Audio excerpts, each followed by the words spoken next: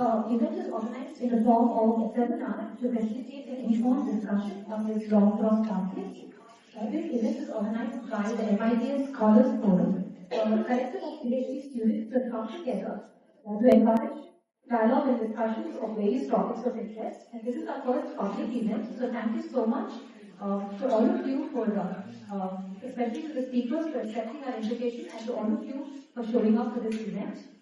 So, this agenda for today will be as follows. Professor Ajit Menon from MITS will introduce the topic for the day, and this will be followed by lectures by the eminent speakers, which will be followed by a 10-minute question and answer session. And please keep to the time regarding your questions so that we can have a more elaborate discussion towards the end. I would now like to introduce our esteemed speakers. The first speaker for today is Professor A.K. Ramakrishnan. He recently retired from the Center for West Asian Studies, School of International Studies, Jawaharlal Nehru University, India.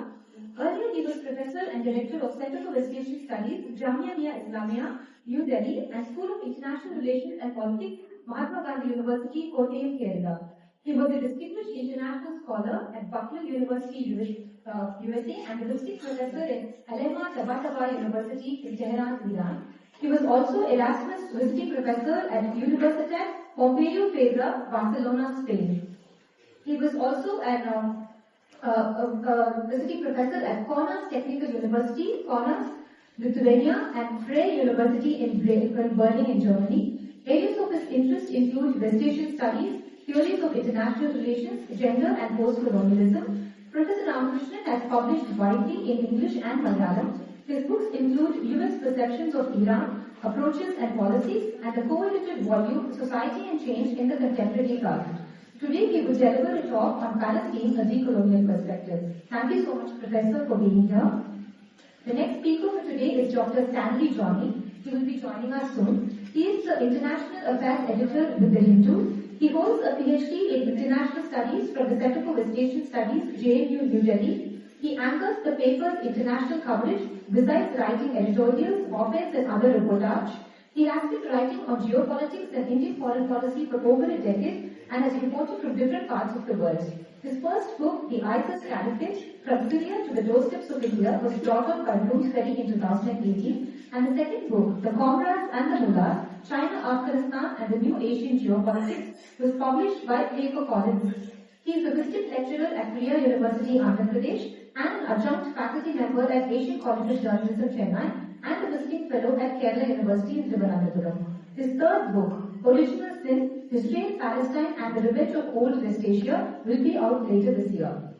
And the final talk for the day will be given by Dr. Preeti Narayan, who is an assistant professor in the Department of Geography, University of British Columbia, Vancouver, Canada. Her primary research interest is in urban processes and politics in India, while her teaching more broadly focuses on urbanization in the Global South and post-colonial and anti-colonial theory. She is a member of Faculty for Palestine at UBC, a caucus of voluntary association among UBC full-time faculty and staff, who share a commitment to support the struggle for Palestinian liberation from Israeli apartheid and occupation based on the principle of anti-colonialism, anti-racism, and social justice.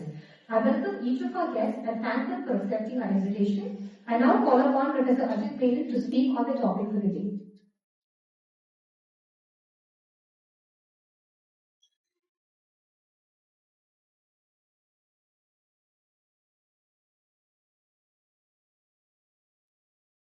Thank you, Australia.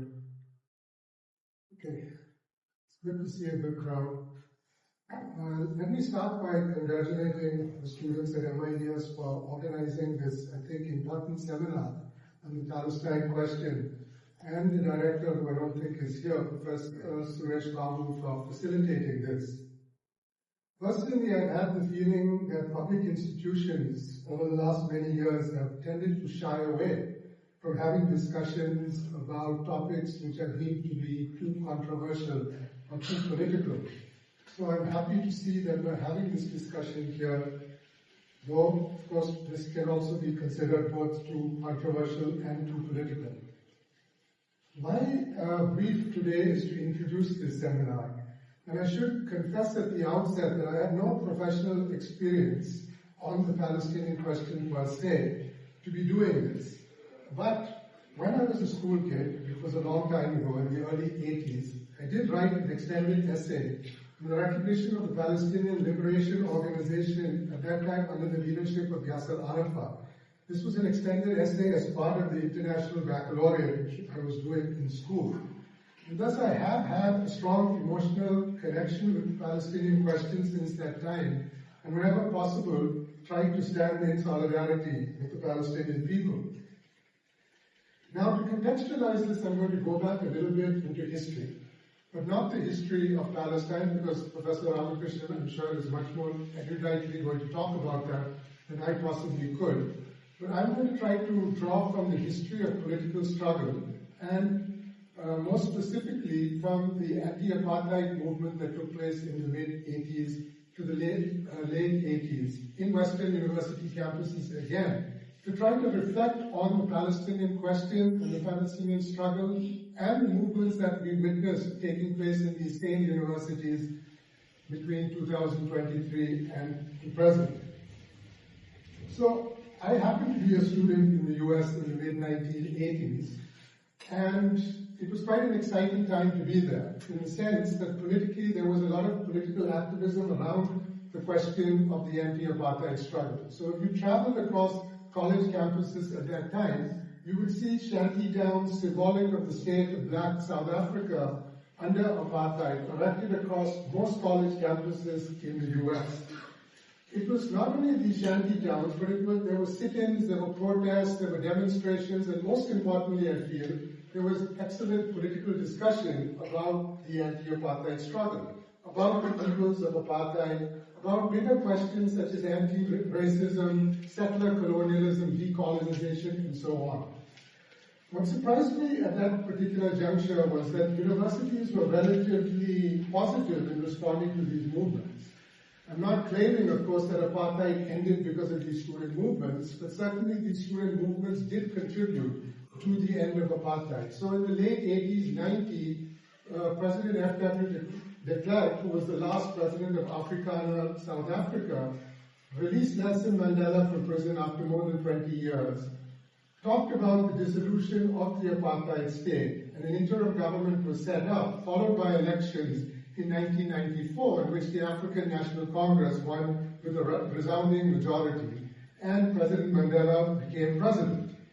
So if we fast forward now to 2023, 2024, you have witnessed similar types of protests taking place again, mostly on Western university campuses, but this time around the issue of Palestinian rights, about the Israeli occupation in Gaza, but again bigger questions of a two-state solution, the right to self-determination of the Palestinian people, and so on.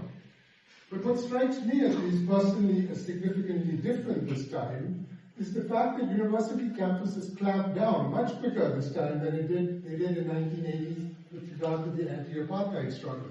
So though you saw encampments erected on many university campuses for a month, maybe 2 months in some cases, ultimately university administration stood forward, said that this was essentially a public nuisance, that it was distracting students from conducting their everyday affairs, and in some cases even police came in and dismantled these encampments that were there. So the question I pose to myself, and I'm posing here today, is why was the reaction this time around, if I'm correct, so fundamentally different than what I experienced in the 1980s? And I think the answer to that question has to do with the moral compass in which the anti-apartheid struggle was looked at and the moral compass in which the Palestinian struggle is looked at. So that at the end of the 1980s and early 1990s, most of the world had realized that apartheid had essentially run its course.